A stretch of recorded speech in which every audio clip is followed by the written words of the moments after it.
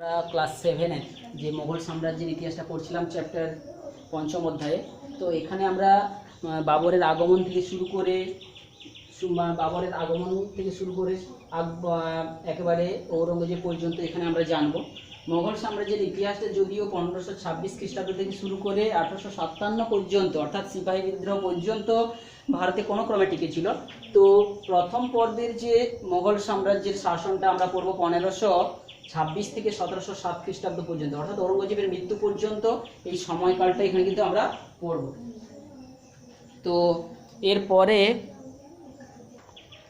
আমরা যেটা বলছিলাম, বাবরের আগমন ঘটে গিয়েছিল দিল্লিতে, অর্থাৎ মুঘল সাম্রাজ্যের যে সূচনা হয়েছিল পানিপথের যুদ্ধের মধ্য দিয়ে। আমরা জানি যে মধ্য এশিয়ার একটা গোষ্ঠী, যে উজবেক সাফাবি, তাদের যে একটা গোষ্ঠীর অর্থাৎ তৈমুরের একটা বংশের যে শাসক, যে ফারগনা প্রদেশের যে বাদশাহন উপাধি নেবেন 1507 খ্রিস্টাব্দে, তিনি চলে আসেন দিল্লি। তো দিল্লিতে এসে এখানে যে লোদি বংশ চলছিল, আফগান শাসনের যে লোদির শেষ সম্রাট হচ্ছে ইব্রাহিম লোদির সঙ্গে 1526 খ্রিস্টাব্দে যুদ্ধের মধ্য দিয়ে তিনি কিন্তু দিল্লির সিংহাসনে বসে যাবেন। তারপরে আমরা ঔরঙ্গজেবের সময়কাল পর্যন্ত আমরা এই সপ্তম শ্রেণীতে পড়তে যাচ্ছি। তো এখানে প্রথমে দিল্লির সিংহাসনে বসেই কিন্তু তিনি, আমরা দেখবো যে তার বসার পেছনে তার যে যুদ্ধ কৌশলটা খুবই কার্যকরী ভূমিকা নেবে। সেই যে রুমি যুদ্ধ কৌশল, যে শত্রুদেরকে পেছন থেকে কিভাবে আক্রমণ করা, সামনে থেকে ছত্রভঙ্গ করে দেওয়া, সেটা। এবং সেখানে বাবর আমরা দেখবো যে প্রথম 3টা যুদ্ধের সম্মুখীন তাকে হতে হয়েছিল। একটা তো পানিপথের যুদ্ধ 1526, তাছাড়াও 1527 এবং 1529 দুটো যুদ্ধ পরপর, যে খানুয়ার যুদ্ধ এবং ঘরঘরার যুদ্ধ, পরপর দুটো যুদ্ধ লড়াই করার পরে দিল্লিতে মোটামুটি সিংহাসনটা প্রতিষ্ঠা করে দিয়েছিলেন। তো দিল্লিতে সিংহাসন প্রতিষ্ঠা করে দেওয়ার পরেই যে তার পুত্র হুমায়ুনকে কিন্তু তিনি সিংহাসনে বসিয়ে দিয়ে যাবেন। তো এই সময় আমরা একটু ভারতের যে বাণিজ্য গোষ্ঠীগুলি, ভারতে আগত যে বণিক গোষ্ঠীগুলো যারা ইউরোপ থেকে এসেছিল, তার ইতিহাসটা একটু জেনে নেওয়া দরকার। কারণ যেই সময় বাবরেরও আগমন ঘটছে বহিরাগত হিসাবে, সেই সময় কিন্তু ইউরোপ থেকে বণিক গোষ্ঠীগুলোর মধ্যে পর্তুগিজ, ইস্ট ইন্ডিয়া কোম্পানি প্রভৃতিরও কিন্তু তাদের আগমন ঘটে যাবে। তারও ইতিহাসটা, কারণ কি এই ইতিহাসের ধারাগুলো পরবর্তী যখন ইতিহাসের ধারাকে প্রভাবিত করবে, আমরা যখন মোগল সাম্রাজ্যের শেষ পর্যায়ে চলে যাব, এই বণিক গোষ্ঠীগুলোর দ্বারা কিভাবে এই সম্পূর্ণ ভারত ব্রিটিশ শাসন অধীনে চলে আসবে, এটা যখন আমরা অষ্টম শ্রেণীতে পড়ব। তো সেই জন্য এখানে মোগল সাম্রাজ্যের সঙ্গে সঙ্গে আমাদের যে বণিক গোষ্ঠীদের ঘটনাটাও একটু জেনে নেওয়া দরকার। না, সর্বপ্রথম বণিক গোষ্ঠীদের মধ্যে যে পর্তুগিজ নাবিক ভাস্কো দা গামা সর্বপ্রথম যে 1498 খ্রিস্টাব্দে কেরালার কাছে কালিকট বন্দরে এসে উপস্থিত হবেন। তার সঙ্গে সঙ্গে তার দেখানো পথ ধরে যে ইস্ট ইন্ডিয়া কোম্পানি বা ফরাসি দিনেমাররা কিন্তু এসে পৌঁছাবেন। ব্রিটিশ বাণিজ্যের প্রসার ঘটতে শুরু করবে সম্ভবত 1600 খ্রিস্টাব্দের সময় থেকে। আমরা জানবো যে 1601 খ্রিস্টাব্দ বা 1100 খ্রিস্টাব্দের দিকে সুরাট এবং 1612 খ্রিস্টাব্দের দিকে মৌসুলীপত্তনম, যেটা বর্তমানে আমরা নাম বিশাখাপত্তনম নাম জানি, সেই জায়গায় তারা কিন্তু এসে বাণিজ্য ঘাঁটিটা তৈরি করবে 1611 এবং 1612 খ্রিস্টাব্দের দিকে। তো আমরা দেখতেই পাচ্ছি সেই সময় দিল্লির সিংহাসনে আমরা পাবো আকবরকে, যিনি 1606 খ্রিস্টাব্দ পর্যন্ত ছিলেন, 1606। তারপর আকবরের পুত্র যিনি জাহাঙ্গীর হবেন, জাহাঙ্গীরের সময় কিন্তু এসে পৌঁছে যাবেন এই ইস্ট ইন্ডিয়া কোম্পানি। তো তবে থেকেই যে মোগল শক্তির সঙ্গে এই বণিক গোষ্ঠীর একটা সম্পর্ক চলতে থাকবে। তো আজকে আমরা যেটা বেসিক্যালি আলোচনা করব সেটা হচ্ছে বাবরের মৃত্যুর পর, অর্থাৎ 1530 খ্রিস্টাব্দে যখন বাবর একটা অসুস্থ হয়ে হঠাৎ মৃত্যু হবে। এর পেছনে একটা সংক্ষিপ্ত ইতিহাস আমাদের জেনেছি, বইতে রয়েছে যে হুমায়ুন অসুস্থ হয়ে গেলে তার যে আরোগ্য কামনার জন্য যে বলা হয়েছিল যে একটা তার প্রিয় জিনিসকে যদি দান করা যায় নাকি হুমায়ুনের জীবন ফিরে পাবে। তো সেখানে বাবর নিজের জীবন উৎসর্গ দিয়েছিলেন। তো সেখান থেকে হুমায়ুন প্রিয় পুত্র ছিল, তাই হুমায়ুনের কথার অর্থ কিন্তু একটা রয়েছে। হুমায়ুন কথার অর্থ হচ্ছে সৌভাগ্যবান। তো হুমায়ুন এইভাবে দিল্লির সিংহাসনে বসবেন 1530।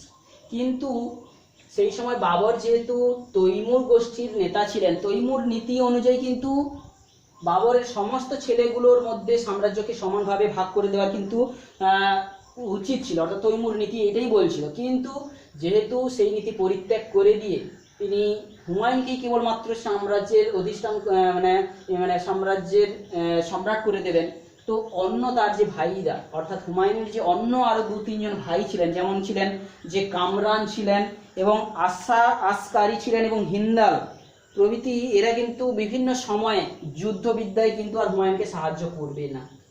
তো আমরা যে হুমায়ুনের 3 জন ভাইয়ের কথা বললাম, একজন হচ্ছে কি কামরান, আর একজন হচ্ছে যে আসকারি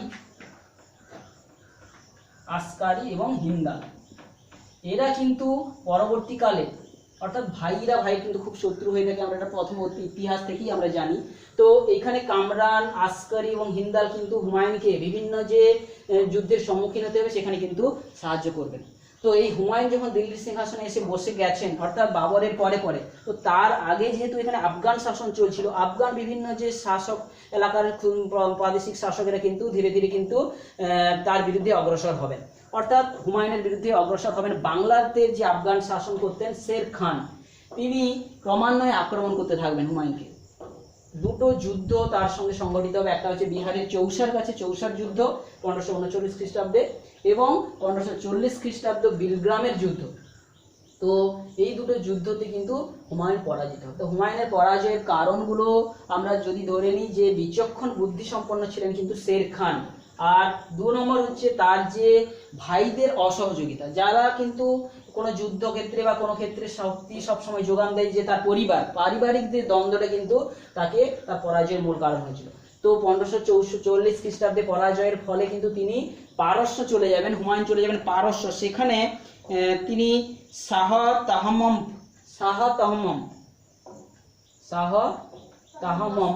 মস্প ইনার কাছে চলে যাবেন পারস্যে, এখানে আশ্রয় নেবেন 1540 থেকে। তো 1540-এ আমরা জানবো যে 1542 খ্রিস্টাব্দে সেখানে কিন্তু পারস্যের জন্ম হবে হচ্ছে সম্রাট আকবর, যিনি পরবর্তীকালে মুঘল সাম্রাজ্যের সর্বশ্রেষ্ঠ রাজাতে পরিণত হবেন। তো যাই হোক, শের খান যখন দিল্লি দখল করে নিলেন আফগান শাসক হিসাবে, পুনরায় আফগানদের শাসন শুরু হয়ে যাবে। তাহলে এই দুটো পর্বে আমরা আফগান শাসন দেখতে পাবো 1540 খ্রিস্টাব্দ থেকে শুরু করে 1555 খ্রিস্টাব্দ থেকে। তো এখানে শের খান, যিনি শের শাহ উপাধি নিয়ে দিল্লির সিংহাসনে বসে যাবেন, তিনি প্রথমে কতগুলো বিদ্রোহ দমন করবেন এবং কতগুলো সংস্কার সাধন তিনি করবেন, এবং তার এই সংস্কারগুলো এতটাই উন্নত মানের ছিল যে পরবর্তীকালে আকবরও কিন্তু তিনি তার সেই দেখানো পথগুলোকে নিয়েছিলেন।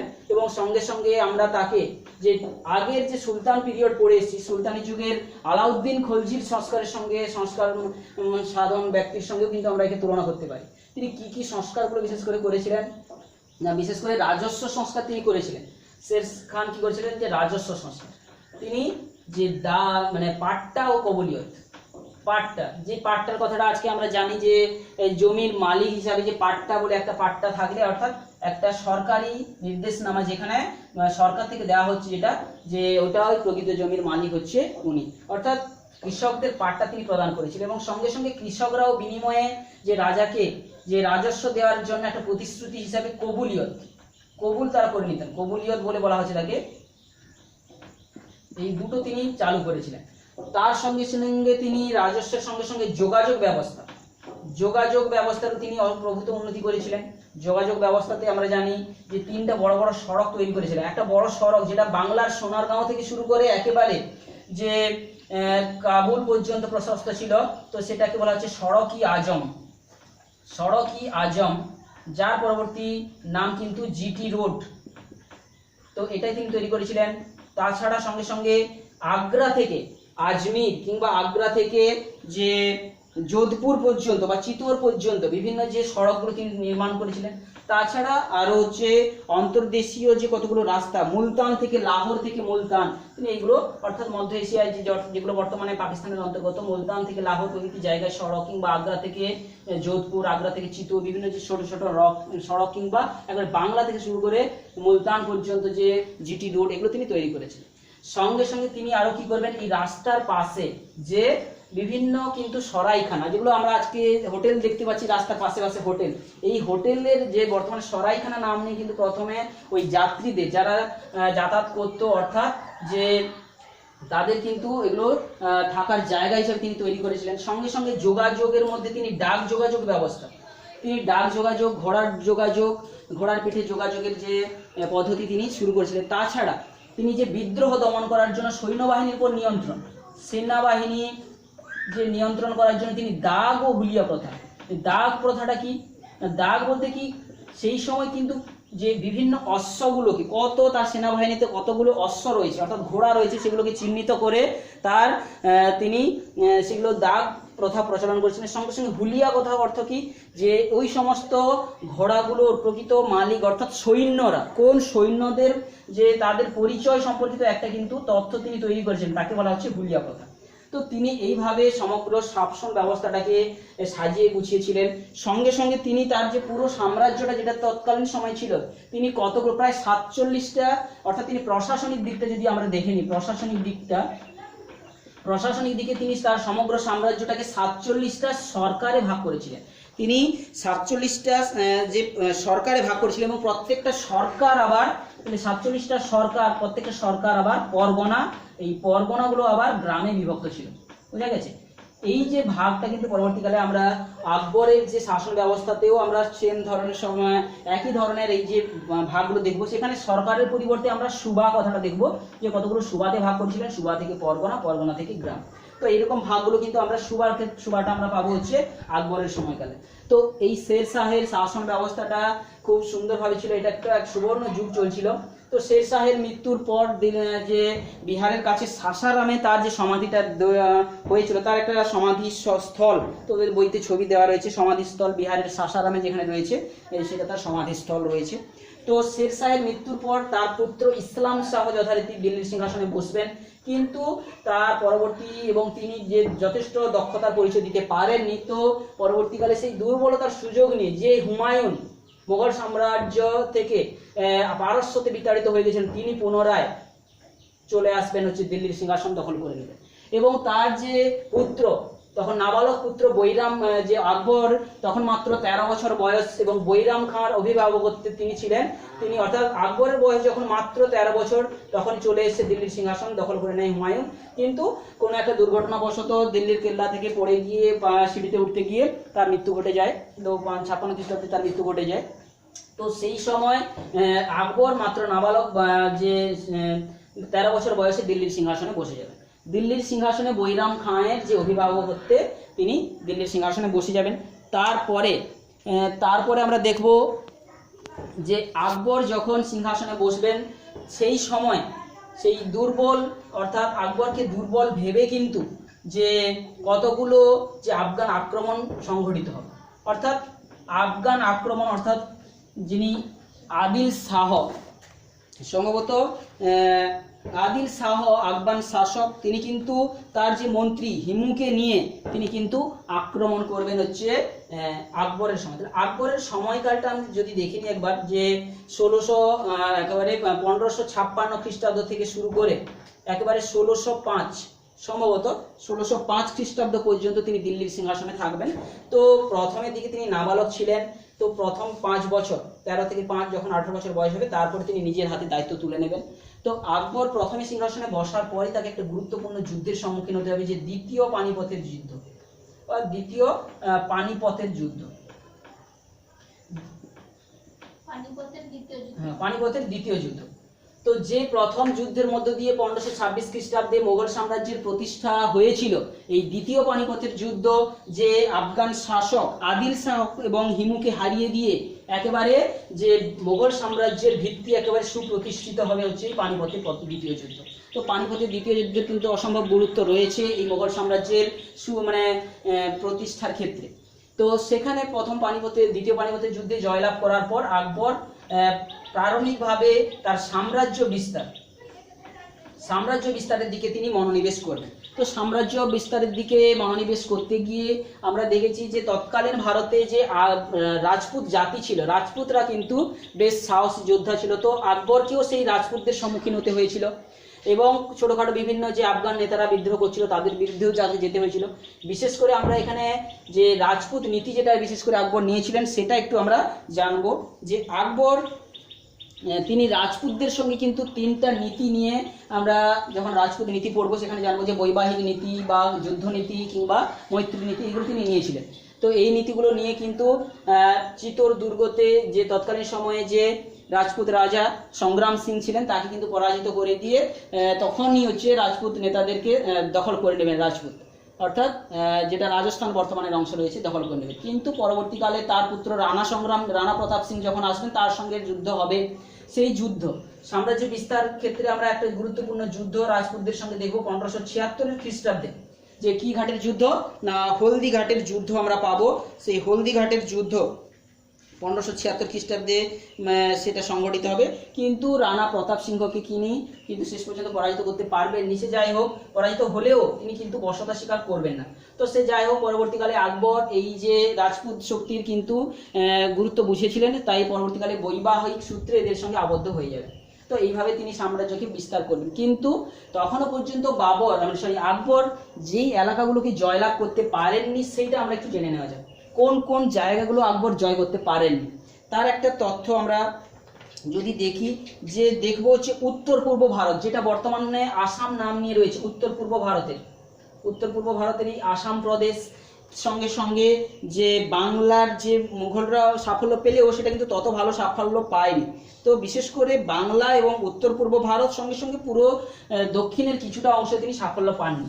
তো উত্তর পূর্ব ভারত যেটা আসাম, সঙ্গে সঙ্গে বাংলাতে তত দক্ষতার সঙ্গে শাসন পরিচালনা করা তিনি পারেননি, এবং দক্ষিণের দিকের অংশ। তো এইটা ব্যতীত পুরো সমগ্র ভারতের বা সমগ্র ভারতীয় উপমহাদেশ আকবরের কিন্তু সাম্রাজ্যের অধীনে চলে যায়।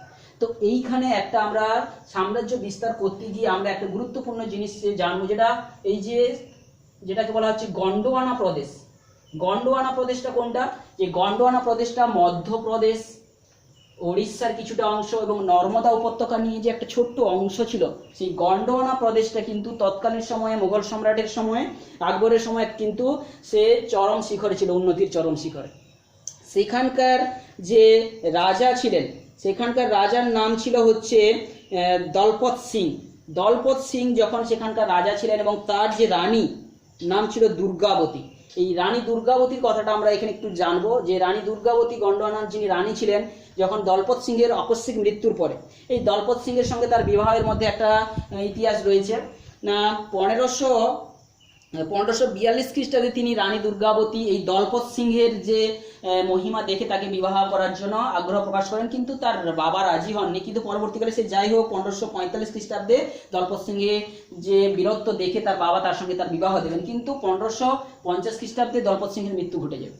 তো দলপত সিংহের মৃত্যু ঘটে গেলে মাত্র 5 বছর বয়স ছিল, তখন হচ্ছে তার যে পুত্র বীর নারায়ণ ছিল, তো সেই সময় বীর নারায়ণকে সিংহাসনে বসিয়ে দিয়ে তার মা অর্থাৎ রানী দুর্গাবতী তিনি কিন্তু পুরো সাম্রাজ্যের যে দায়িত্ব নিলেন, এবং তারই নেতৃত্বে পাশাপাশি বিভিন্ন আফগান আক্রমণগুলো কিন্তু তিনি প্রতিহত করেছিলেন, এবং তিনি সাম্রাজ্যটাকে সুরক্ষিত করেছিলেন। সঙ্গে সঙ্গে সেখানের সুন্দর তিনি আইন প্রণয়ন করেছিলেন, যাতে করে যে রাজস্ব আদায় থেকে শুরু করে দ্বারা কিন্তু এই সমাজ একটা তাদের যে গন্ডোয়ানা প্রদেশ কিন্তু উন্নতির চরম পর্যায়ে ছিল, এবং এতটাই উৎকর্ষ হয়েছিল যে এইটা কিন্তু আকবরের চোখে পড়েছিল। এবং আকবরের আমরা এটা একটা দেখবো যে আকবর সাম্রাজ্যবাদী নীতি নিয়েই কিন্তু সেখানে বাংলার যে সুবাদার আসফ খাঁ ছিলেন, বাংলার যে সুবাদার আসফ খাঁ ছিল, আসফ খাঁকে তিনি নির্দেশ দিলেন যে গন্ডোয়ানা আক্রমণ করার জন্য। তো আসফ খাঁ যখন গন্ডোয়ানা আক্রমণ করবেন, সেই তীব্র লড়াই বাঁধবে। সেই লড়াইয়ে কিন্তু আলটিমেট আমরা দেখবো যে রানী দুর্গাবতীর পরাজয় হবে একটা বিপজ্জনক পরিস্থিতিতে। সেই সংকটকালে যখন বর্ষাকালে ছত্রভঙ্গ হয়ে যাবে তার সেনারা, তখন কিন্তু তিনি সেই অপমানের হাত থেকে বাঁচতে শেষ পর্যন্ত নিজে আত্মহত্যা করে নেবেন।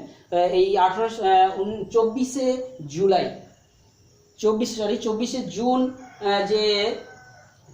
জুন 1564 খ্রিস্টাব্দে তিনি কিন্তু এটা আত্মহত্যাটা করে নেবেন। তারপরে আফগানরা কিন্তু নিষ্ঠুরভাবে পুরো গন্ডোয়ানা প্রদেশকে দখল করবে।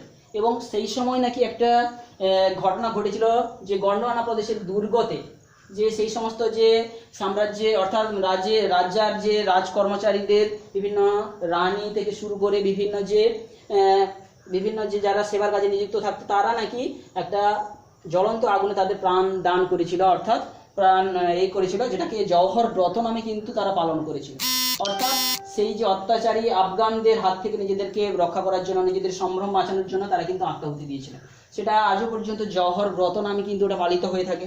তাছাড়া এই যে 1564 খ্রিস্টাব্দে রানী দুর্গাবতীর এই যে আত্মহত্যার ঘটনাটা কিন্তু শহীদ দিবস হিসাবে 1583 খ্রিস্টাব্দ থেকে পালিত হয়ে আসে। 1583 খ্রিস্টাব্দে প্রথম শহীদ দিবস হিসাবে ওই দিনটাকে পালন করা হয়েছিল। তো সে যা হোক, আকবরের এই সাম্রাজ্য বিস্তারের সময়ে রানী দুর্গাবতীর কাহিনী কিন্তু একটা অসম্ভব গুরুত্বপূর্ণ। তোমরা যখন উঁচু ক্লাসে পড়বে যে পুরো সমগ্র ইতিহাসে নারীদের যে যখন অবস্থানের কথা নিয়ে পড়বে, তো সেখানে কিন্তু এই রানী দুর্গাবতীর কথাও কিন্তু তোমরা জানবে।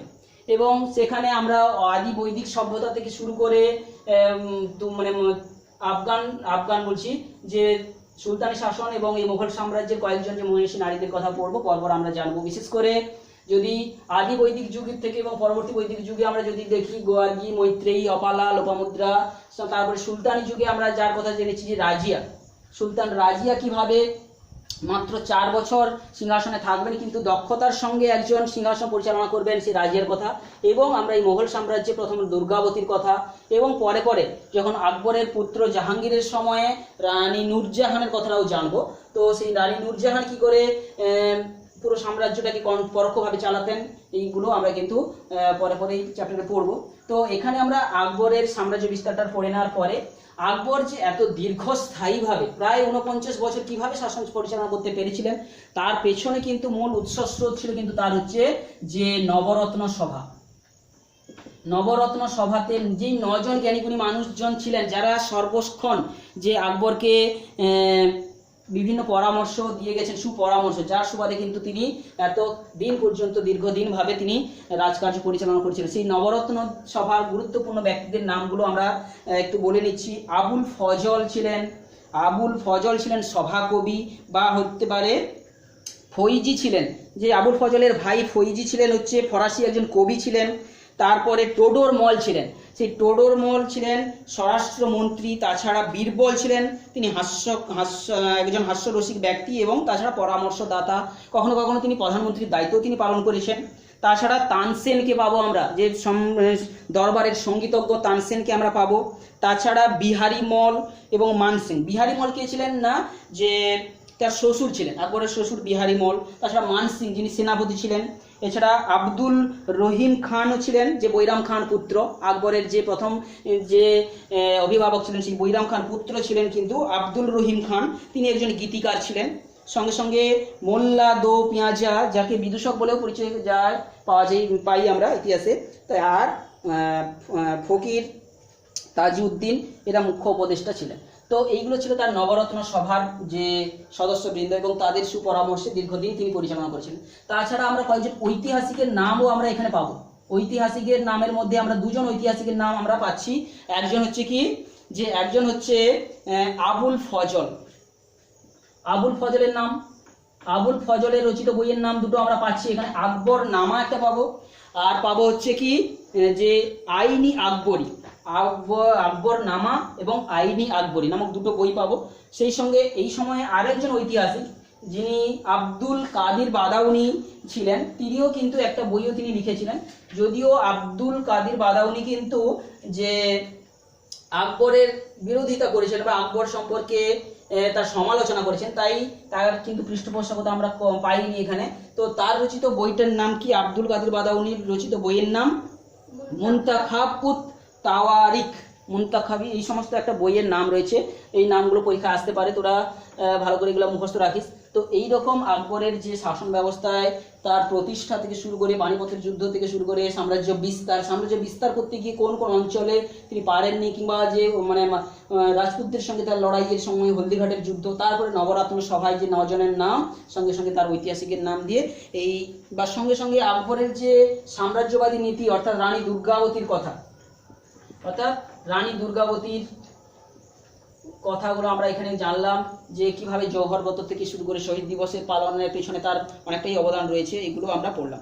তো সে যাই হোক, আকবরের মৃত্যুর পরে 1606 থেকে 27 খ্রিস্টাব্দ পর্যন্ত যিনি দিল্লির সিংহাসনে থাকবেন তিনি হচ্ছেন যে জাহাঙ্গীর। আকবরের মৃত্যু 1506 বা 1505-6 এই সাল থেকে তিনি দিল্লির সিংহাসনে বসবেন হচ্ছে জাহাঙ্গীর। তো আমরা এর পরের ক্লাসে জাহাঙ্গীর থেকে শুরু করে যে বাকি যে মৌরগঞ্জ পর্যন্ত সম্রাটদের একটু আলোচনা জানবো। সেই জাহাঙ্গীরের সময় বিশেষ করে ইংরেজদের কার্যকলাপ, ইস্ট ইন্ডিয়া কোম্পানি যারা কিন্তু এসে গেছিল তৎকালীন সময়, ইস্ট ইন্ডিয়া কোম্পানির কার্যকলাপও দেখব। তো এই সময়ে কিন্তু আমরা আকবরের সময় কিন্তু পর্তুগিজরা কিন্তু বিশেষ করে তখনই হচ্ছে বাণিজ্য টাণিজ্য করছিল। এরাই কিন্তু জলদস্যু নামে কিন্তু বা হারমাত জলদস্যু নামে কিন্তু তৎকালীন সময় পরিচিত হয়ে গেছিল। অর্থাৎ তারা বাণিজ্য করতে এসে বিভিন্ন বন্দরগুলোতে তারা লুটপাট চালাতো। এই যে জলদস্যুদেরকে কিন্তু তারা বিতাড়িত করা হবে পরবর্তীকালে, তো এইগুলো আমরা দেখব। তো এর পরবর্তী আকবরের সময়গুলোতে শাসকরা দুর্বল হয়ে পড়বেন এবং সেই সময় ভিন্ন ভিন্ন বিদ্রোহও সংঘটিত হবে। তো সেটা এর পরে ক্লাসে আমরা নিশ্চয়ই আলোচনা করব।